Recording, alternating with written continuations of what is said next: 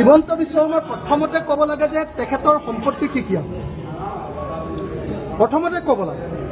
আজি মুখ্যমন্ত্ৰীয়ে কৈছে যে তেখেতৰ সম্পত্তিবিলাক ৰাজহুৱা হ'ব। এতিয়া তেখেতে কৈছে যে নিউজ লাইভটো ৰাজহুৱা হ'ব। কিন্তু মই সুধিব খুজিছোঁ যে মই তেখেতক সুধিব খুজিছোঁ যে নিউজ লাইভৰ লগতে তেখেতৰতো আৰু বহুত চেনেল আছে।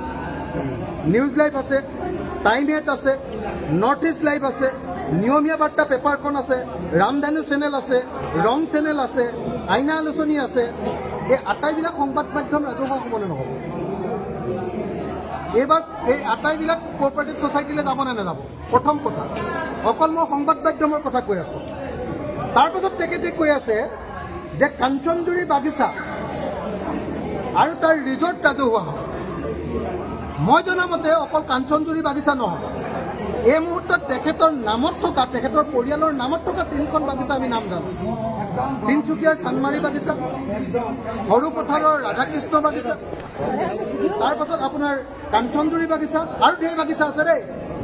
এই 3খন বাগিচা ৰাজহুৱা হ'ব নে নহয়? সেইটো 2 নম্বৰ কথা। 3 নম্বৰ, তেখেতে কৈছে যে গ্ৰীণ বাণী ৰিজৰ্ট এইটো ৰাজহুৱা হ'ব। তেখেতৰ অকল বাণী ৰিজৰ্টে আছে নে অসম আৰু ভাৰতবৰ্ষৰ বেলেগ বেলেগ ঠাইত তেখেতৰ আৰু বহুত ৰিজৰ্ট আছে? মইতো শুনিছোঁ যে মেঘালয়ৰ পিনেও তেওঁলোকে ৰিজৰ্ট চিজৰ্ট বনোৱা, ডাঙৰ ফাৰ্ম হাউচ আৰু ৰিজৰ্ট বনোৱা কাম আৰম্ভ কৰিছে। মইতো শুনিছোঁ যে তেখেতৰ উৰিষ্যাতো তেনেকুৱা ধৰণৰ বহুত কিবা কিবি আছে। মইতো কোৱা নাই, এতিয়ালৈকে সম্পত্তিৰ তালিকাটো মই দিয়া নাই, দি দিম। আমাৰ হাতত আছে তেনেকুৱা শ তেখেতৰ সম্পত্তিৰ তালিকা আমাৰ হাতত আছে, দি দিম।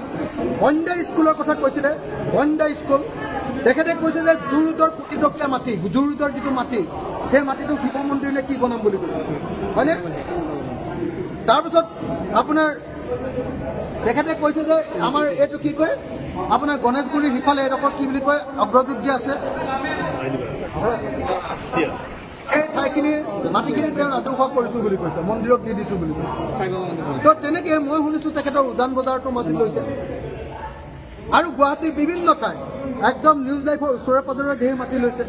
আৰু মই তালিকাখন দি দিব খোজা নাই, যিখিনি মানুহে জানে অকল সেইকেইটা কথাই কৈ আছোঁ। মই সেই আটাইবিলাক, প্ৰথম কথা, অসমৰ মুখ্যমন্ত্ৰীয়ে এই সম্পত্তিবিলাক ৰাজহুৱা হ'ব বুলি কোৱাৰ আগতে অসমৰ মুখ্যমন্ত্ৰী আৰু তেওঁৰ পৰিয়ালৰ কি কি সম্পত্তি আছে তেওঁ সম্পত্তিৰ তালিকাখন ৰাজহুৱা কৰে। তেখেতৰ পুত্ৰ আৰু তেখেতৰ পৰিয়াল, তেখেতৰ মাতৃ, তেখেতৰ পত্নীৰ নামত কিমানটা কোম্পানী আছে সেইটো ৰাজহুৱা কৰি দিয়ক। মুঠ কোম্পানী কেইটা আছে এইটো ৰাজহুৱা কৰি দিয়ক। দিল্লীত তেওঁ কেইটা ঘৰ আছে সেইটো ৰাজহুৱা কৰি দিয়ক। এইবিলাক ৰাজহুৱা কৰি দিয়াৰ পাছত তাৰপাছত তেওঁ কোনদিনা এই গোটেইবিলাক সম্পত্তি মানুহৰ নামত উইল কৰি দিব, এইটোতো তেওঁকতো আমি বিশ্বাস নকৰোঁ। মই জনামতে কাজিৰঙাত তেওঁ ঢেৰ মাটি আছে। আপোনালোকে নিশ্চয় জানে যে এবাৰ কাজিৰঙাৰ কহৰাৰ 11 বিঘা মাটি তেখেতে বোকাখাটৰ SDO অফিচৰ পৰা চৰকাৰী মাটি এলটমেণ্ট লৈছিলে। মই তাৰ বিৰুদ্ধে প্ৰতিবাদ কৰিছিলোঁ কৃষক মুক্তি সংগ্ৰাম সমিতিৰ সম্পাদক হিচাপে। তেতিয়া তেখেতে সেই 11 বিঘা মাটি আকৌ চৰকাৰক ঘূৰাই দিছিলে।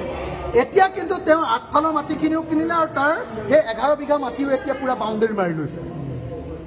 মইতো জানো সেইডোখৰতে আমাৰ কাজিৰঙা অৰ্কিড পাৰ্ক আছে, একদম কাষতে। সেই চৰকাৰী মাটিখিনি আকৌ তেওঁ কিন্তু দখল কৰি লৈছে। এইবিলাক ঘূৰাই দিব নালাগে, এইবিলাক ৰাজহুৱা হ'ব নালাগে। তেওঁ সম্পূৰ্ণ সম্পত্তিৰ তালিকাখন প্ৰথমতে ৰাজহুৱা কৰক আৰু ৰাজহুৱা কৰি কেতিয়াৰ ভিতৰত তেওঁ এইবিলাক সম্পত্তি ৰাজহুৱা কৰিব। মই আশা কৰোঁ যে অহা এসপ্তাহৰ ভিতৰত, অহা 22 তাৰিখৰ দিনা অসম বিধানসভাৰ অধিৱেশন হ'ব।